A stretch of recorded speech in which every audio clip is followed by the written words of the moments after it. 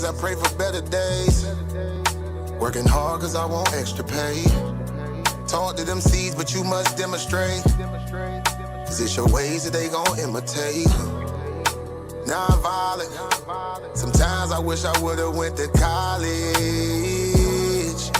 Frown proudly.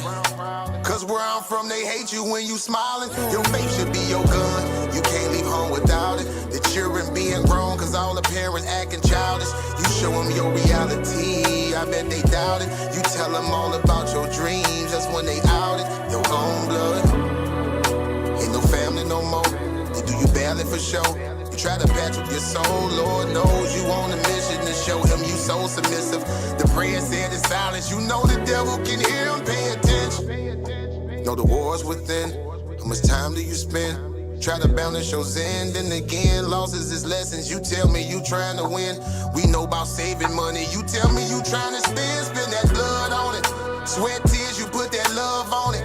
Your best years was just a dumb moment. You tired of going hungry, can't deal with fake making your life lonely. Your lack of faith that left your soul boning. But you gon' work and you gon' strive, do what it takes to survive. What is truth, what is a lie? You know that war's inside. Some get draped into the fake, they don't know what to decide.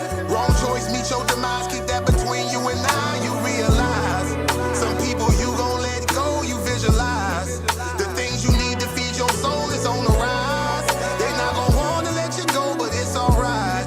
It's cool to bury what's gon' grow. Went from wrong to the right and to the dark to the light. It was a hell of a fight. You give it all your might. Gotta hold on tight and you stay strong and precise. You fight the war that's inside, cause it might change your life. Wrong to the right and to the dark from the light. It was a hell of a fight. You give it all your might. You just hold on tight and you stay strong and precise. You fight the war that's inside, cause it might change your life. I ain't the person that I used to be. So what I do today ain't things that you used to see. Stay the same, no, things change usually. Some folk I may know might get reintroduced to me. Yeah, I ain't the person that I used to be. So what I do today ain't things that you used to see. Stay the same, no, things change usually. Some folk I may know might get reintroduced to me.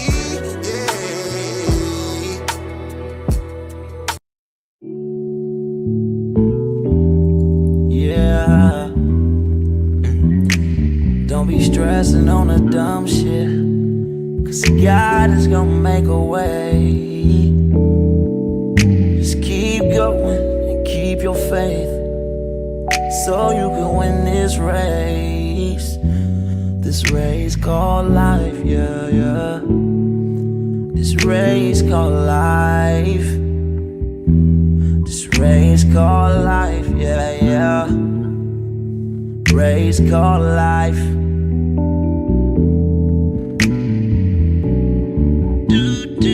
Yeah, yeah, yeah, yeah, yeah. I'm grinding 'cause I know that I'm gon' get it. I just gotta have vision, keep faith and be humble, and have some patience with it. I've been A1 since day one, and always on my job. I never been a fake, never had to steal and rob, cause I do good business, I'm too good with it. And even though I'm on this road, I'm still daddy to my children. You know I do good with them, and don't like being missing. But I hate when my bills are thicker and my pockets get thinner. But I can't stress up on the dumb shit, cause God is gonna make a way.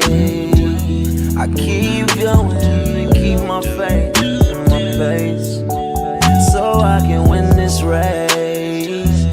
Win this race called life. This race called life.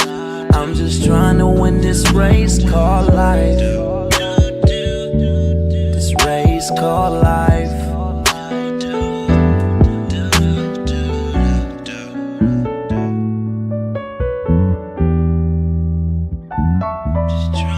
This race called life, yeah. Race called life. I'm just trying to win this race called life, yeah, yeah, yeah. I keep on running in this race called life, yeah, yeah, yeah. I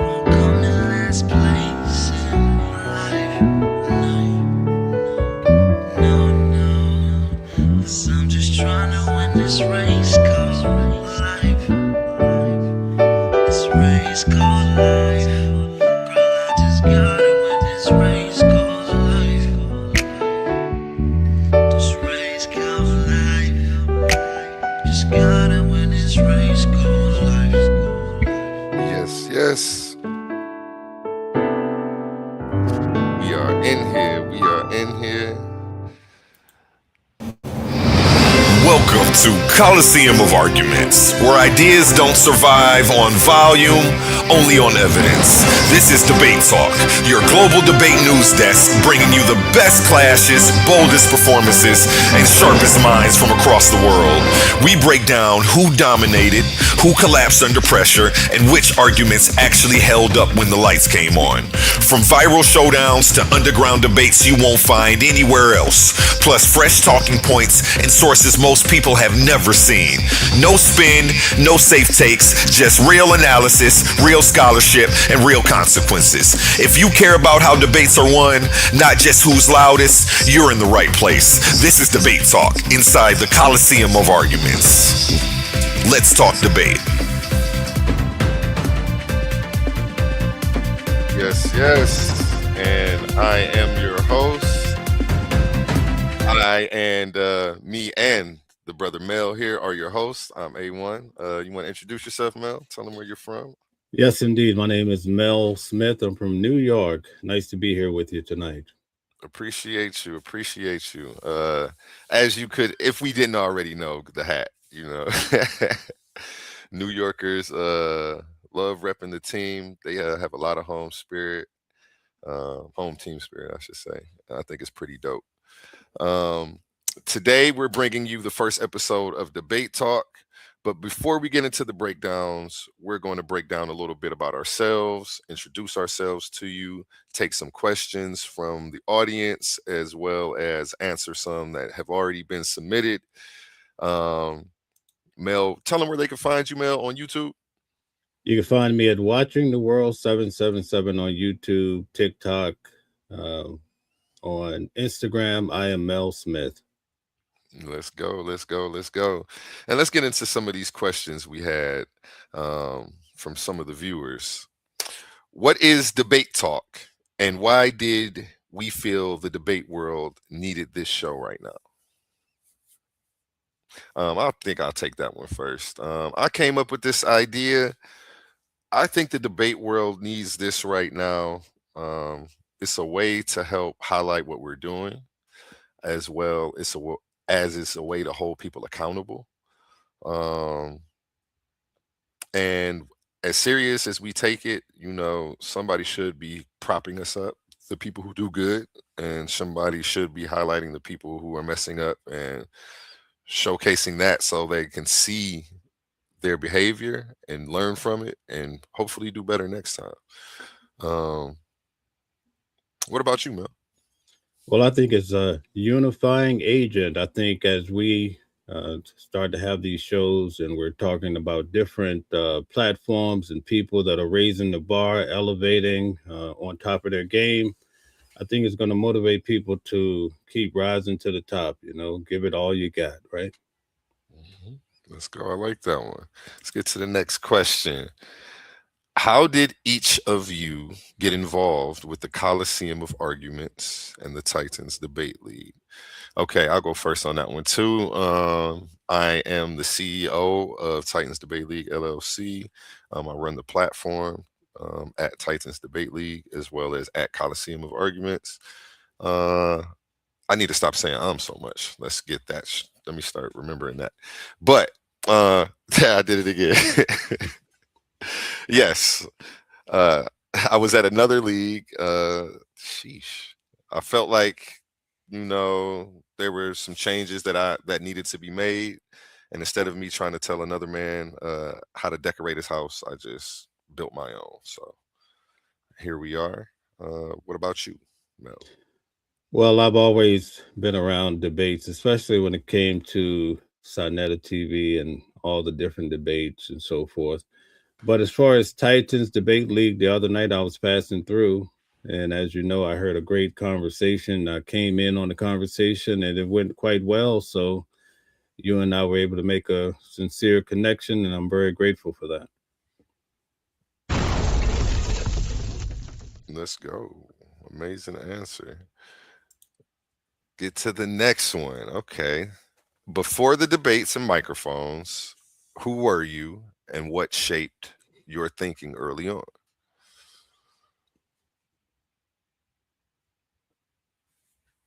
You want me to take it? Yep, you can take that one first. All right. So previously, before I grew up as a Jehovah's Witness when I was around 20, 21. I went to the headquarters for 10 years. When you're involved in a religion, you can't think outside the box. Any type of research beyond what comes off the press is considered interfaith. So it wasn't until I actually left the organization of Jehovah's Witnesses that I started to do research. I was actually at the headquarters when I had major questions about religion. Before I went to the headquarters, there was no real requirement to read the Bible every day or within a year. But when you go to the headquarters of Jehovah's Witnesses, one of the mandates back in those days, around 1998, was that you had to read the Bible through and through for the first year. That's a part of your, they call it new boy training. And so as I went through the Bible reading there, I had more time to focus. And so as these Bible questions would come to my mind, like in Genesis chapter 1, I'm starting to see that the sun and the moon came after the fruit yielding trees. And then Abraham lies to, in regards to Sarah being, his sister. And then I researched it. And in the publications, it says, well, it's okay to lie as long as the person doesn't have a right to know. So I thought that was strange, but I just kept moving. But over the years, I had a lot of questions. So once I really stopped being a Jehovah's Witness, I had these questions still. I wanted to know, I think my first target was Jesus. I wanted to research, was Jesus real? And then Jehovah, because that was a part of the religion. Also, then I started to find issues with the Bible. But I think the first thing to go was the religion. Yes, indeed. But that was my journey and how I started to ask these questions that led me to where I sit today.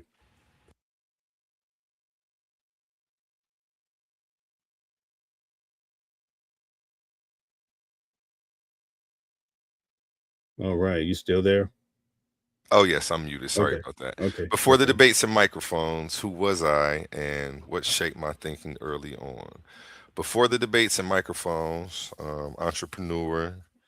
I have a past background as a preacher's son, um, some college, always been into religion, always had an inquisitive mind. I think early on,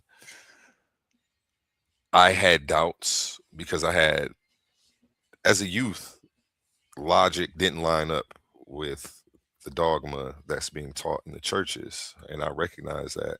But somehow, somewhere along the line, that got blocked out, and I was just going hard for Christianity. I was challenged to prove the existence of Jesus, and going down that rabbit hole changed a lot for me. Um, so that's who I was, and the Christian background is what shaped my thinking early on. So let's get to the next one. How would you describe your spiritual journey up until this point, Mel? I would say my spiritual journey has been great. I'm very thankful that in this lifetime, because I've met many people, right, that have not been able to come to any conclusion in regards to critical thinking when it comes to the Bible, Jesus, God, all these different concepts. And I think they constantly live their life. Maybe they enjoy it, but I'm happy that in my life I was able to come to some sort of realization that is more than what we're being told, especially as we dig into the history and understand where these concepts come from. And then you mix these concepts with history, science, and math, everything, you start to realize that it doesn't hold water.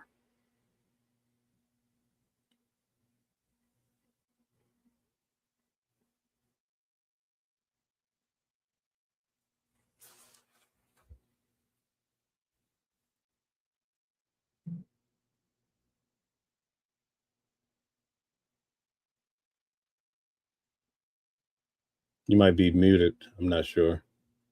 Amazing. Thank you for telling me again. I think I answered this question on the last one. Background as a preacher's son, went into the investigation of the existence of Jesus, found out there were a lot more holes and gaps in the story than I first was taught. And it didn't sit right with me, so it led me to exploring all of the religions, trying to do a comparative analysis. Uh, and then, I am where I am today. So, yep, that's my spiritual journey. I consider myself an agnostic slash ominous slash borderline atheist. So I'm right there on the fence. So, next question for you, Mel. Do you believe, and let me turn on some background music for us real quick. I like to chit chat with the tunes when it's nice and relaxed like this. A little smooth jazz in the background. Do you believe debates are ultimately about power or persuasion, and why? I think for the most part, for me, it's about truth because of my background, trying to figure out, what's right in life. Is there a need to pray? Does God answer your prayers? What happens after we die? Is there life after death? There's so many questions that initially, when you grow up in religion, you don't really have a say so. Your parents, they scout you into the religion right off the jump in most cases, right? I have met people who became Christians or what have you when they're 18, 19, or throughout life. But for the most part, parents, they bring their children into these religions. So for me, from my vantage point, I want to know the truth. Power is important. Persuasion is very important. But if I had to choose one, that's where I land. And I agree with you. I think truth would be what I'm looking for out of these debates. Persuasion is something that people use to get you to lean towards the truth. Power as well sometimes, but I think truth is definitely at the top of that list. That's what we want from all of this. Everybody's trying to bring someone to their truth. That's what it seems like. That's what I love about this. When ideas clash, what's left is knowledge. So remember that, people at home. Let's get to the next question. Has your worldview ever shifted because of a debate you witnessed or participated in? Mel. Yes, indeed. I would say I saw my first debate. It was Richard Courier. It was a former Jehovah's Witness that told me to check him out. So I was excited.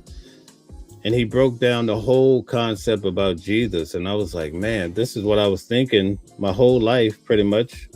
But I never had someone that could articulate it the way he did. And the way in the debate, I think he was going against Robert Price, who I've done quite a few interviews and shows with, but they were going head to head. And I thought that both of them had solid information, but it gave me a foundation. It also gave me the courage to really say, listen, I really need to dig into this. It's okay to, put down these old concepts and just look at this raw and embrace the truth, whatever I may find. And that's what I did.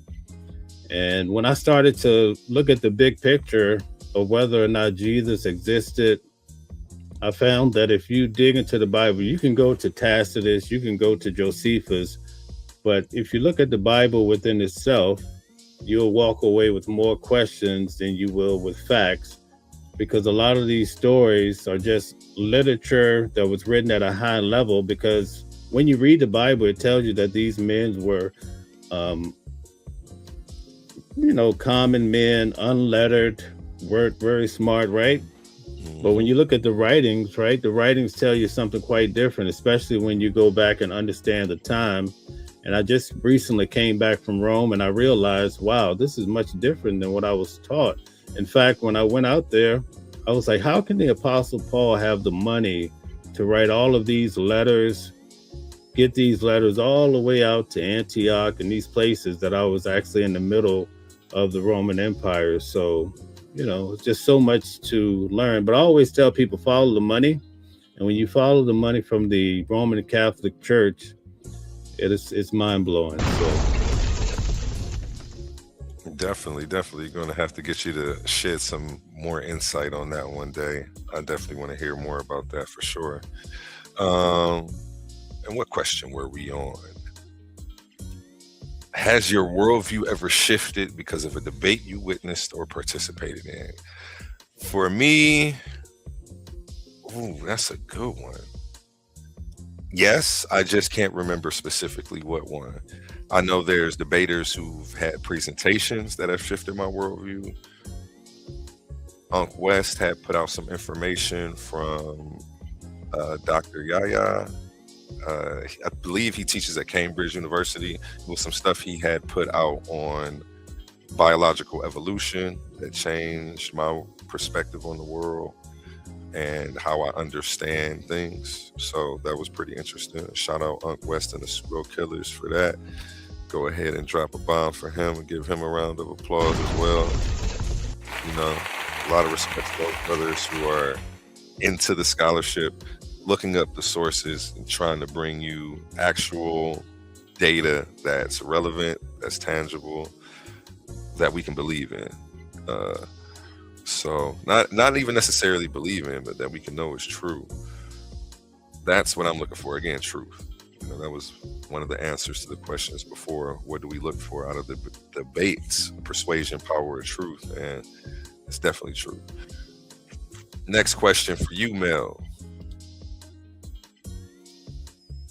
What core ideological principles guide how you evaluate arguments? I think when it comes to the arguments, what I look for in the debates is the sources to a strong degree, I would say, because a lot of people they speak freely. They go off of hearsay concepts. And when you really ask people these questions, they can tell you where they got the idea from. So I think source up is a key ingredient to having these debates and good conversation, but also being able to keep your cool. Because a lot of individuals, when they're developing their arguments, they're so aggressive. They're not even thinking about, they can't even get out of their own way because they have so much anger for whatever reason. So I would just say keep the arguments sourced up and keep yourself cool. That's what I would say. Definitely. Keeping your composure is important in the debates. Just had a judge render someone a loser based on their performance and conduct. And we may show some of those clips at the end of this today. So stay tuned. Next question for you. You know what? I didn't answer that question. What core ideological principles guide how I evaluate arguments? I think it's the core Christian values that I carry. I don't know. I couldn't think of anything else that there would be besides those, even though I don't consider myself a Christian now. A lot of that stuff still, resides in me and resonates with me. So, next question. Do you believe neutrality is possible in debate analysis, or is everyone arguing from a position? Mel. I think it's possible to be neutral to a certain extent, but you would have to really be focused because everybody is basically coming from an angle. So I think that being neutral, especially I would say if it's a Christian subject, it's going to be really hard for me. I would have to be focused, right? But if it's a subject that I'm not so geared toward, it would be easier. But I think that it's human nature to come from an angle or position, especially if you have roots in the subject matter. Deep. Okay. I believe that neutrality is possible in debate analysis.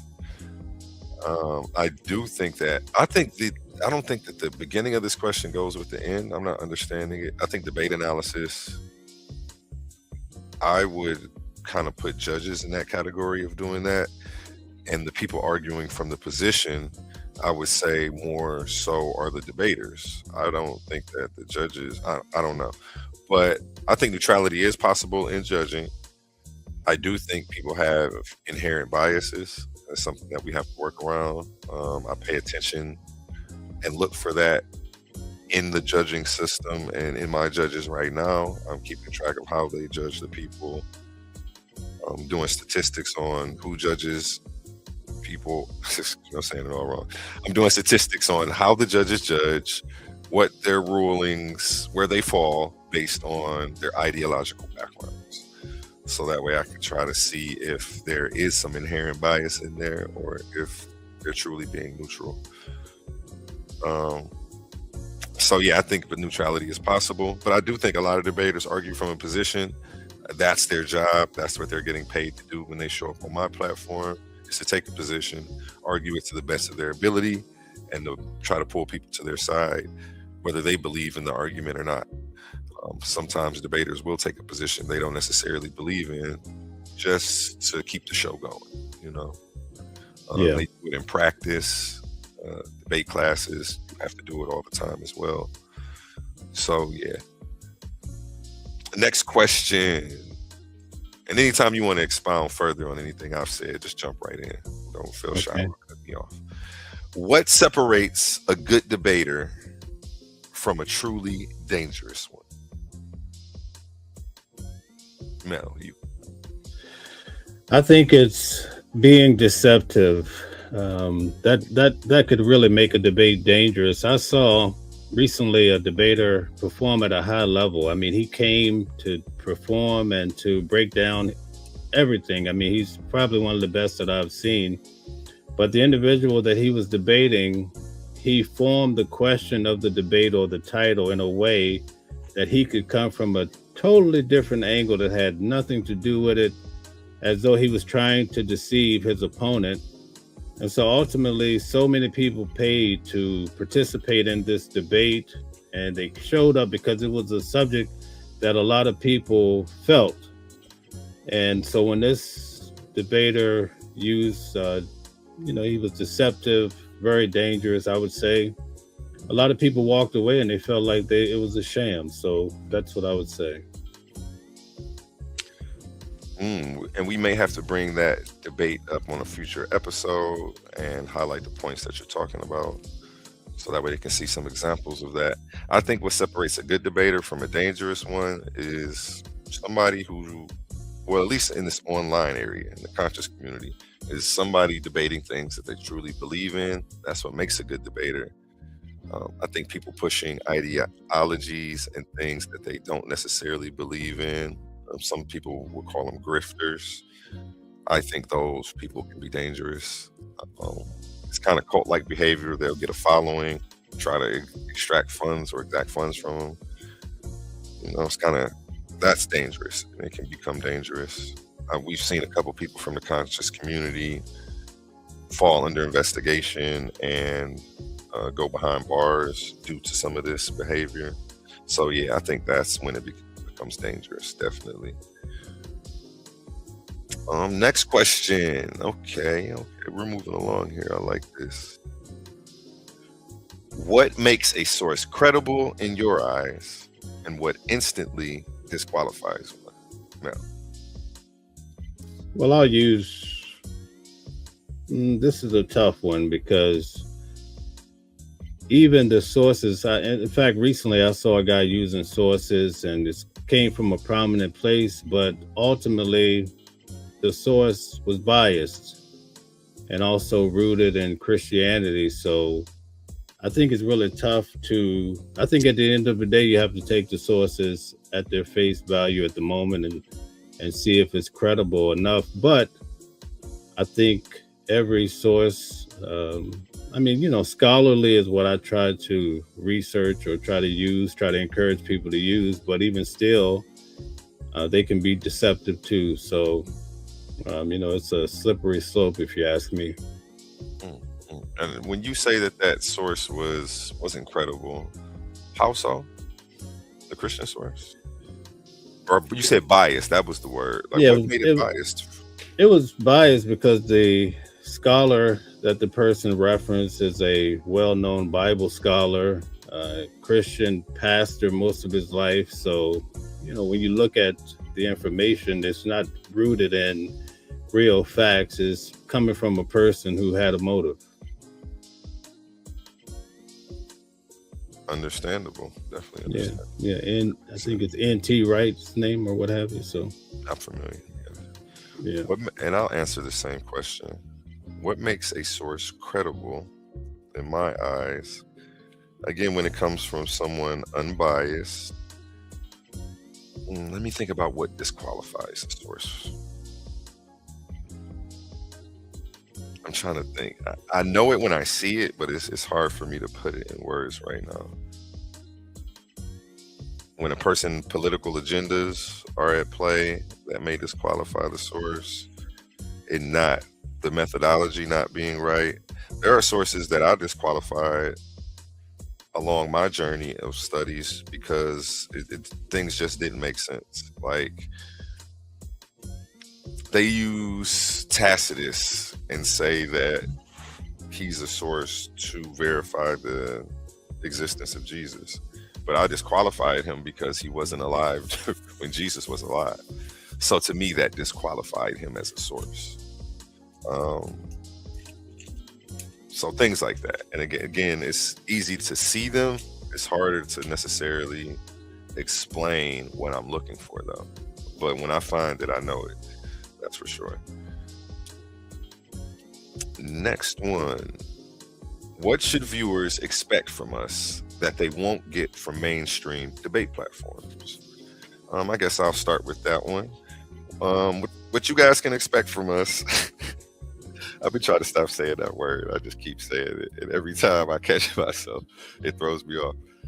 What viewers can expect from us and should expect from us. We're trying to clean up the debate conscious community, so to speak. I know I can't tell people what to do, but what I can do is lead by example and hope that when they see how clean my yard is, it makes them want to go cut their own grass. So that's what I'm doing. That's what you can expect to see from us here. Higher levels of scholarship, higher levels of decorum, and us continuing to set the bar high and push for a new frontier in the debate conscious online community. And to bring some integrity back to what we're doing, because there's been a lot of tarnishes to the community based on recent people's events, and what an individual does shouldn't be attributed to the whole, but you know how people do, and you know how smear campaigns work. So yeah, that's why I'm in the game now, and expect to see some cleaner debates, amazing judging, and amazing reviews from me and Mel. Did you answer that question, Mel? Nope. No, what should viewers expect from us that they won't get from other mainstream debate platforms? They should be able to expect our honesty and also integrity, but also we're going to have a healthy environment where you could come and have a debate and not have to worry about insane backlash that's real petty and only good for the streets. So we want to have a higher level of debating and also make it worthy for people to participate, offer something solid, because it takes a lot to really devote your time to debate, research. Research alone can be very time consuming. So we want a healthy environment. Let's go. I had to hit the gong on that one. That was facts right there. Love that answer from you, Mel. Let me get to the next one. I want to go back, if you don't mind. I want to make a statement. A lot of people, and this is what I'm saying, sometimes these sources get tricky because some people say, well, the Apostle Paul is the source for Jesus, right? Well, I'd say the Apostle Paul is a shaky source too, and we need to confirm if he actually existed as well. So that would be a good example of people using a source. That source might just be made up. All right.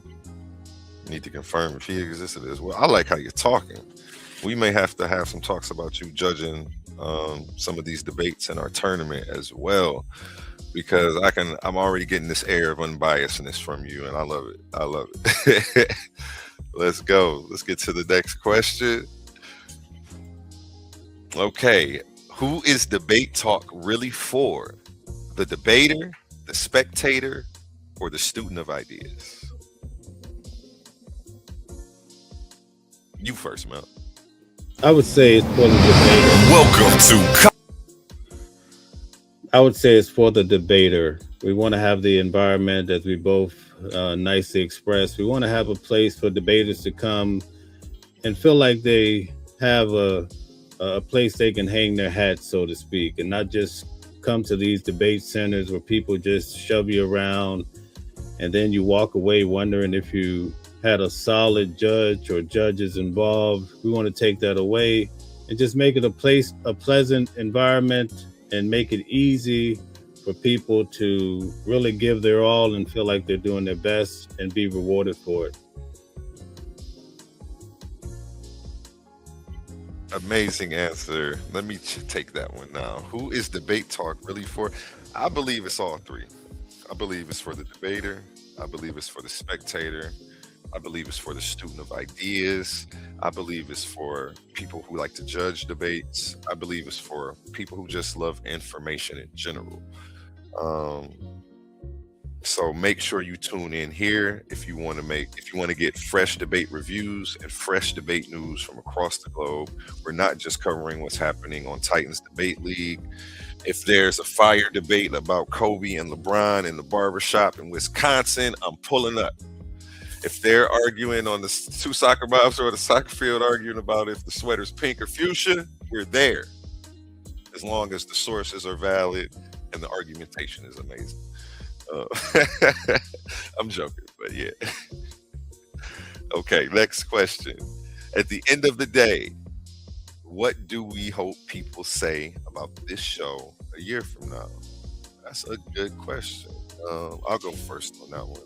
A year from now on this show, I hope people say that we helped raise the level of scholarship, that we helped raise the bar for what a good debater is, and that we helped people who seek to become better debaters achieve that through our analysis and our reviews. You, Mel? I hope they walk away and they say this was the best show in town. Mm. As simple as that. Yeah. Short and sweet. Let's go. Okay, on to the next. What we got next? Oh, that was actually the last question. Can you believe it? Yes, we got indeed. to the end of the submitted questions. We've been going for about 38 minutes. And for anybody who is tuning in late and isn't aware of what this show is, this is Debate Talk. Actually, I'll let the ad go ahead and tell you. Welcome to Coliseum of Arguments, where ideas don't survive on volume, only on evidence. This is Debate Talk, your global debate news desk, bringing you the best clashes, boldest performances, and sharpest minds from across the world. We break down who dominated, who collapsed under pressure, and which arguments actually held up when the lights came on. From viral showdowns to underground debates you won't find anywhere else, plus fresh talking points and sources most people have never seen. No spin, no safe takes, just real analysis, real scholarship, and real consequences. If you care about how debates are won, not just who's loudest, you're in the right place. This is Debate Talk, inside the Coliseum of Arguments. Let's talk debate.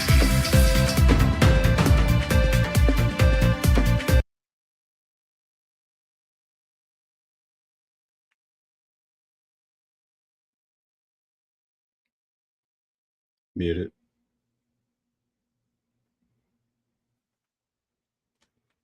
You might be muted.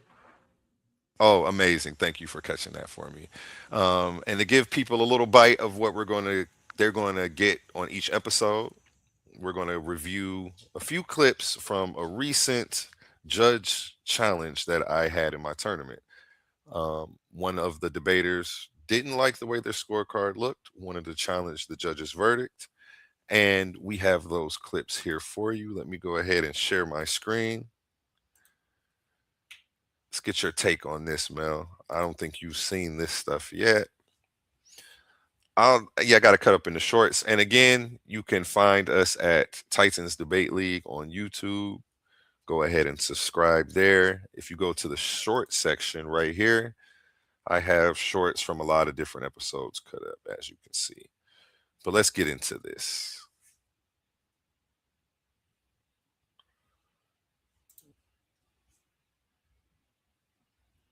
No sound. I'm flawless, and the other one trying to say this. So that was it was two judges.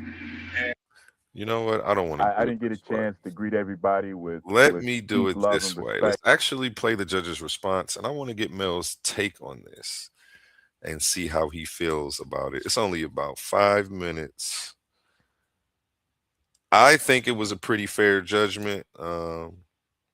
At first, I did have some questions. Let me go to live over here. My screen's still sharing, so you guys can see all of this fire action. Make sure you subscribe at Titans Debate League on YouTube. Where are the results? Judge review.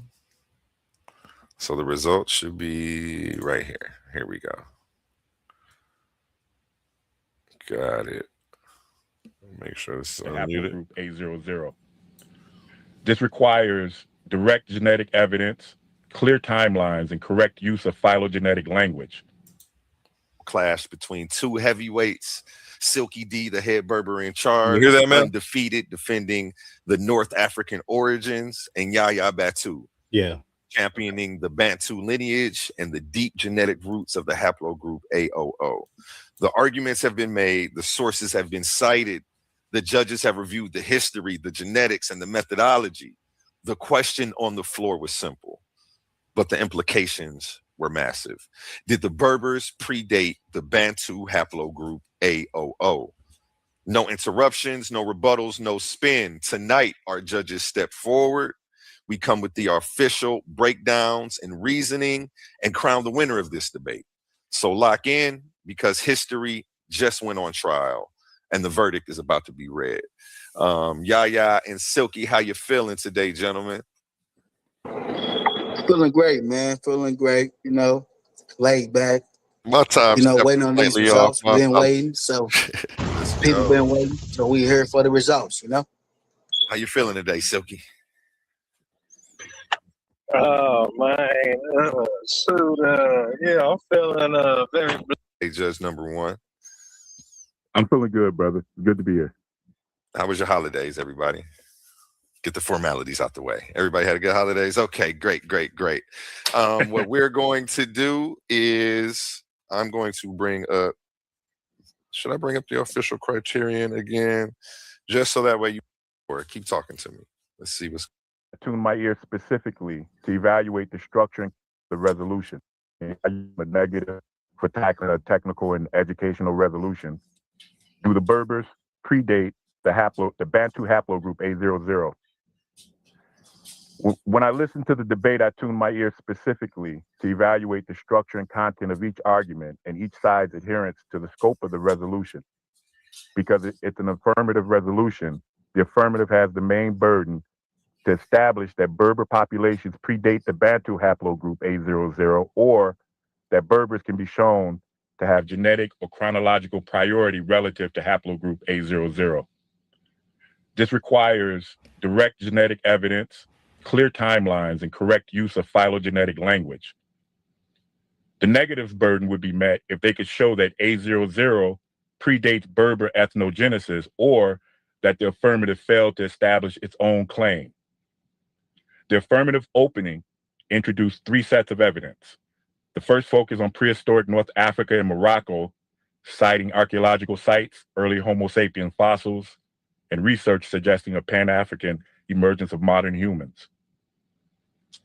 The material was scientifically legitimate, however, it doesn't establish the resolution. The evidence was archaeological and morphological, and those domains are adjacent to the resolution, rather than answering it. The fossils discussed can't be assigned Y-DNA haplogroups. The sex of those remains is largely indeterminate, and no genetic continuity was demonstrated between those individuals and modern Berber populations. The second set of evidence references back to Africa movements and dates around 22,000 years ago and is chronologically irrelevant to the haplogroup A00. The third set of evidence provided by the affirmative included language that strongly suggests the discovery of several early genetic lineages leads to Southern and Central African populations. Overall, the affirmative opening provided background material of early human presence in Africa, Pan-African evolution, and the distinction between archaeology and genetics as domains. But it remained adjacent to the resolution and didn't establish a pathway back toward the affirmative burden. The negative opening directly challenged whether the affirmative had established what it agreed to prove. The negative also introduced three key points. Temporal evidence showing that haplogroup A00 diverged 300,000 and 200,000 years ago. A phylogenetic position, noting that A00 sits at or near the root of the Y chromosome tree, and DNA evidence from Cameroon confirming the presence of A00 in West Central Africa. Now, if you have a comment or question, Mel, don't be shy. Go ahead and interrupt. The negative evidence in the opening directly engaged the resolution by arguing that haplogroup A00 predates Berber ethnogenesis. In the first extended round, the affirmative introduced material from the Mendez and El Haik disagreement on the dating methodology of haplogroup A00. However, the argumentation didn't clearly establish what conclusion the disagreement between those research teams was meant to support. At times, critiques of Mendez by El Haik was read as though it were findings, and Mendez's summary of El Haik's criticism was treated as independent evidence. The affirmative also argued that A00 was youngest without clarifying youngest relative to what and without connecting that claim to Berbers specifically. Most importantly, the affirmative did not establish an association between Berbers and haplogroup A00, while simultaneously disputing A00's antiquity in ways that were inconsistent across the slides presented. The negative maintained a consistent line of argument that regardless of disputes over exact dates, A00 is older than Berber populations and is deeply rooted in West Central Africa. In the second extended round, the affirmative relied heavily on unconventional definitions and mixed excerpts from multiple sources. During this round, the affirmative made several self-contradictory claims, including statements that A00 is the youngest haplogroup, A0 is the oldest, while simultaneously presenting material that stated A00 is the oldest haplogroup, not A0. The affirmative also used technical terms like root and basal imprecisely and suggested that populations, quote, started the root, end quote, which reflects a misunderstanding of phylogenetics. Most importantly, no clear affirmative genetic argument was presented showing that Berbers predate haplogroup A00. The negative used this round to clarify its existing structure. Haplogroup A00 as an early branching lineage, its presence in West Central Africa, and the later emergence of Berber populations in North Africa. The negative didn't need to resolve every item introduced by the affirmative, and this was sufficient given that the affirmative's claims were internally inconsistent and unconnected to the resolution. Taken together, these extended rounds reinforced the negative's opening position and highlighted weaknesses, contradictions, and inconsistencies in the affirmative's use of sources. During the question and answer round, no new affirmative or negative evidence emerged that satisfied either burden. Unfortunately, both debaters abandoned argumentation in the Q&A round and in the closing minutes, shifting to personal attacks and insults. And I want to take a moment with a brief note about that conduct. Both debaters are capable of better conduct, and going forward, both should keep in mind that abandoning your own dignity in an effort to diminish the dignity of another debater is not a substitute for good argumentation. That conduct diminished the quality of the exchange, and it's also reflected proportionally in my scoring and evaluation of both debaters' performance. Primarily, my decision comes down to two simple questions. Did the affirmative meet the burden it accepted when it affirmed this resolution? And did the negative successfully negate the affirmative case? The affirmative did not establish that Berber populations predate haplogroup A00, nor did it consistently argue within the scope of the resolution. The affirmative engaged in frequent and extreme inappropriate conduct, language, and on-screen violent imagery. The negative stayed aligned with the resolution, argued that haplogroup A00 predates Berber ethnogenesis, and demonstrated consistently that the affirmative failed to meet its own burden. The negative also engaged in isolated, inappropriate conduct and language. On the resolution as stated, do the Berbers predate Bantu haplogroup A00? My decision goes to Yahya on the negative.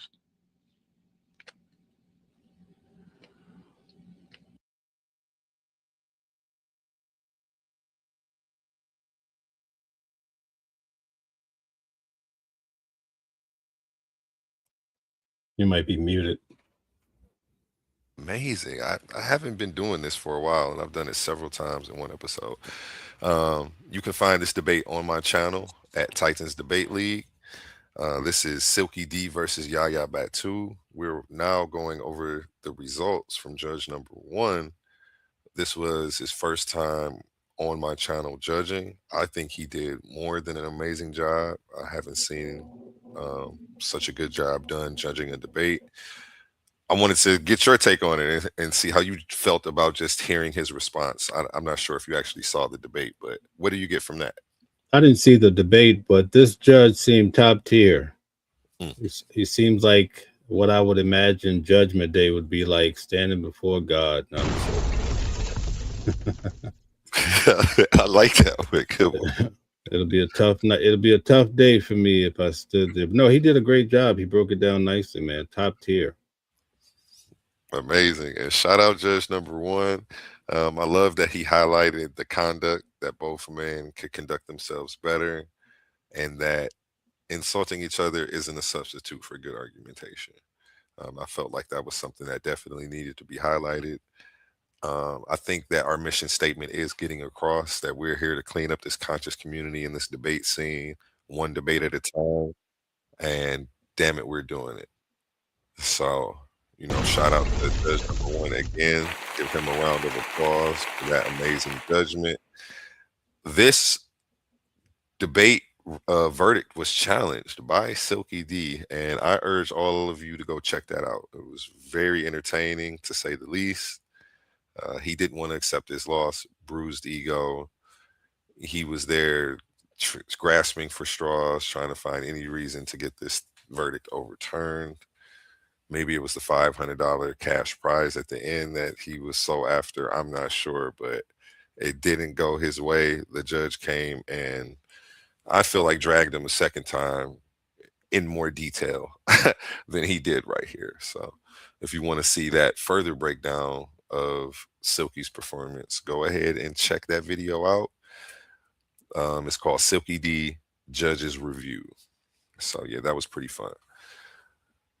Amazing. And again, let's give judge number 1 a round of applause for doing such an amazing job. One of the best judges I've seen in an online tournament ever. I got a lot of calls about how amazing he was too after that. So I'm happy. Welcome to the team. And this is what you can expect to see here at Titans Debate League. This is how the judging is going to go. If you don't want to be a part of it, if you want to wild out, crash out, be able to cuss at each other, cut each other off, and do all of that, seek out those other platforms. This may not be the tournament that you want to hop in. Maybe, maybe the open panel might be better for you. I won't tell you that we don't have some spaces that you might fit in over here. because that wouldn't be true. But yeah, definitely if you're going to hop in the tournament where the money's on the line, conduct is important. Let's go. Let's go. And like we always say here on Titans Debate League, tighten up. You know, tighten up. Pun intended. Pun intended.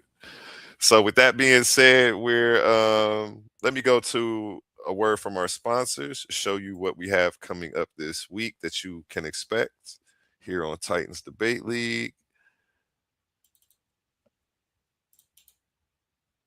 Ladies and gentlemen, welcome to the Titans Debate League, presented by the Coliseum of Arguments, where ideas don't just clash, they collide.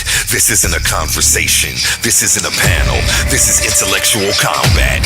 In one corner, the voice of the radical reinterpretation, the challenger of ancient frameworks, the man who says divinity isn't in the clouds, it's in the creator of civilization itself.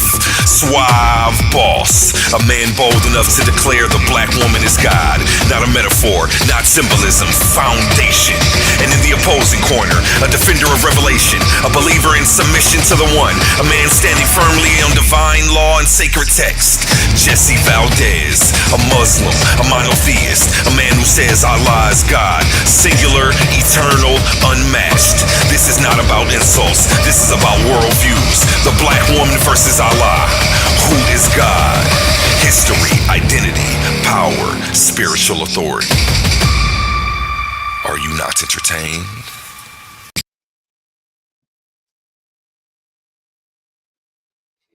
I'm muted. How do you feel about this topic, Mel?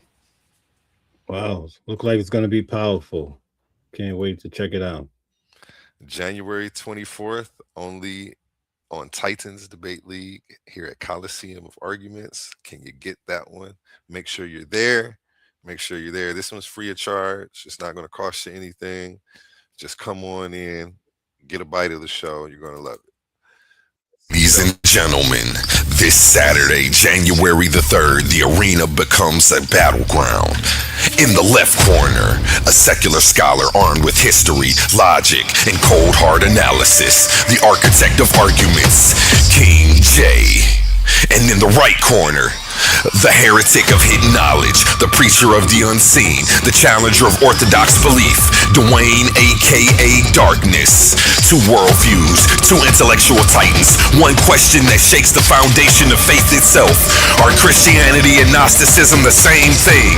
This is not a sermon, this is not a lecture, this is intellectual combat. History versus revelation, scholarship versus esoteric truth, canon versus hidden knowledge. Only one side walks out with the narrative. Don't blink, don't miss it, because when ideas collide, only the strongest argument survives. King J versus Dwayne, aka Darkness, this Saturday, January the 3rd.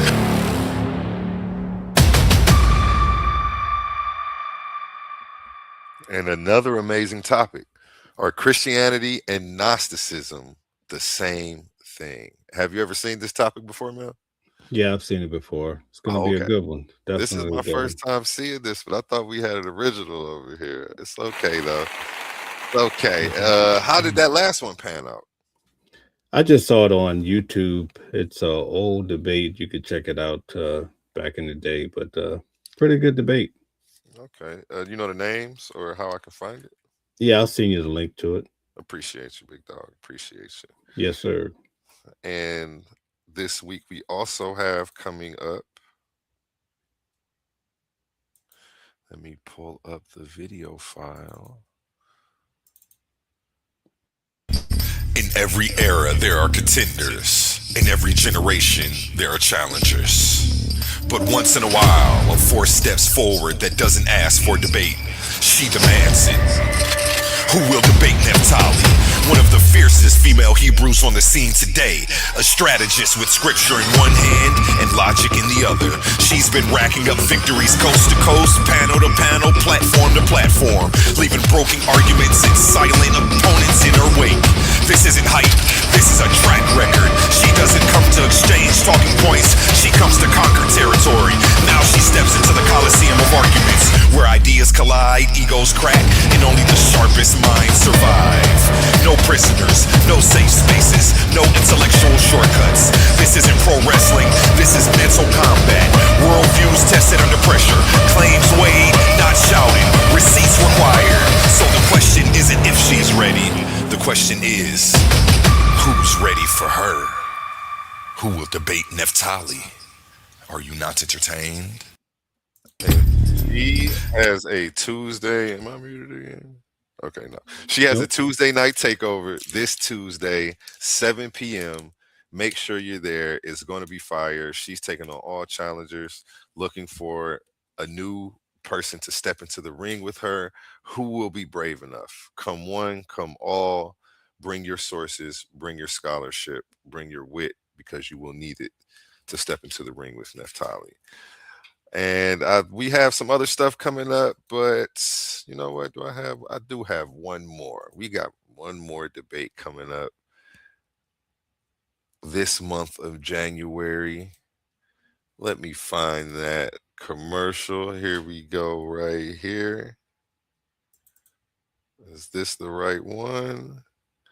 Not the right one. I was close. Hold on. There we go. Debate is not for the comfortable. Two minds, two worldviews, one question that has divided humanity for centuries. Is Yahshua the divine Messiah or not? On one side, King J, a secular scholar armed with history, logic, and critical analysis. No assumptions, no sacred cows, only evidence. On the other side, Apollo Bay, a thinker rooted in spiritual consciousness, ancient text, and cultural interpretation. Challenging orthodoxy and redefining what divinity really means. This isn't a sermon, this isn't a lecture, this is a head-to-head intellectual showdown. Scripture versus scholarship, faith versus reason, interpretation versus tradition. No preachers, no politics, just a question that refuses to die. Is Yahshua the divine Messiah? Live, unfiltered, no escape routes. King J versus Apollo Bay, only on Coliseum of Arguments, presented by Titans Debate League. Choose a side or bring your arguments. Are you not entertained? Yeah. I've been doing voiceovers all week, man. I've been doing voiceovers. Hey, great job. Appreciate you. Is Yahshua the divine Messiah? This month here on Titans Debate League. This is the last debate of round one of the tournament. $500 cash prize. The winner of this will be receiving $50 on the road to the finals. This one's going to be lit. Make sure you're there. The stands are going to be full. Again, this one's free. Come one, come all. Make sure you get a bite of this. This one's going to be lit for sure. Shout out these two gentlemen again for being brave enough to step into the Coliseum. How do you feel about this title, Mel? I think it's amazing. I've seen it recently. Okay. And what about Nefertali? Are you familiar? Yeah, she's really good. She goes in, brother. Yeah. I can't wait to see who steps into the ring with her. We got to get her in the ring over here at the Coliseum of Arguments. She's got sources for days, a lot of arrows in her bag. So these other debaters better keep their head on a swivel, because she is out here. She sees what you're saying, and she will call you out on it if it's pseudo. So beware. And real quick, I'll go to one more commercial, and then we'll go ahead and do our closing remarks.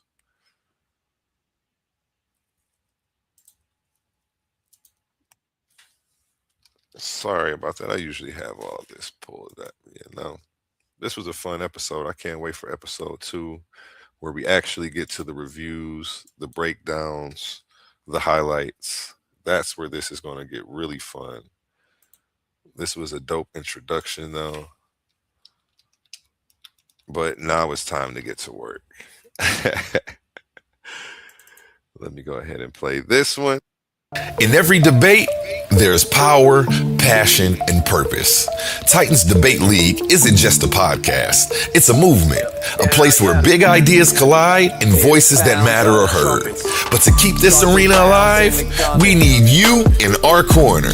Your support through Cash App isn't just a donation, it's an investment in truth, in dialogue, and in community. Every dollar helps us bring sharper debates, stronger guests, and bigger opportunities for growth. And here's the best part. When you give, you're not just supporting us. You're standing tall as part of the Titan family. We see you, we value you, and we appreciate you. So if you've ever felt inspired, challenged, or entertained by what we do, show some love and send your support to $ Titans Debate League at Cash App today. Again, that's $ Titans Debate League at Cash App today. Together, let's keep this debate alive, keep the fire burning, and keep the Titans rising. Have a blessed day. Get down or lay down when we're stopping. It's the clash of the Tigers. Hey, and shout out Anu Kakarat for that song that he put together for that. Fire song. Appreciate you, brother. Closing remarks from you, Mel, before we end the episode. Yes, indeed. We want to welcome each and every one of you to Debate Talk, a place where you can come and debate and also learn and be a great spectator as well. Whichever seat you sit in, we want it to be the best moment for you and for you to enjoy yourself. Unlike other places where people have debates, we're going to actually have great judges, honest people looking to help you succeed and also to build in many different ways. We perform at a high level, and we want everybody to do the same. Enjoy the new year and approach the new year with a better self than last year, elevating yourself to a higher level, because we're definitely going to be here to help you do so. Thank you.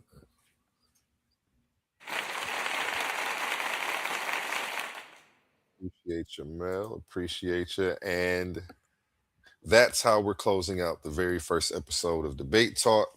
Not with a verdict, not with a winner, but with the foundation. Tonight wasn't about crowning champions.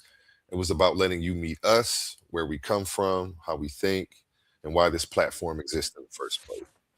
This is just the beginning. The questions will get sharper, the arguments will get heavier, and the stakes will get real. Different ideologies, different worldviews, one arena. This is the Coliseum of arguments where ideas clash, sources matter, and feelings don't decide truth. If you agree with us, challenge us.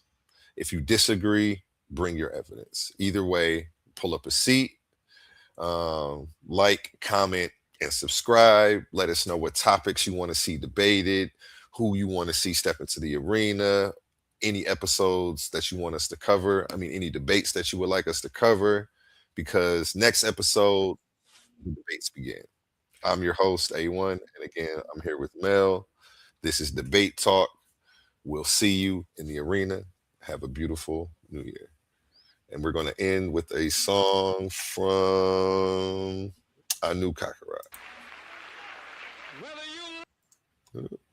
Trying to douse my flame. Yes, they can try. Yes, they can. It'll douse my flame. 10 toes where I stand. I'm the motherfucking man. Wanna put out my flame. He's cussing on that one. I don't want a cussing song. Sorry about that. We'll just end with the jazz. Here we go.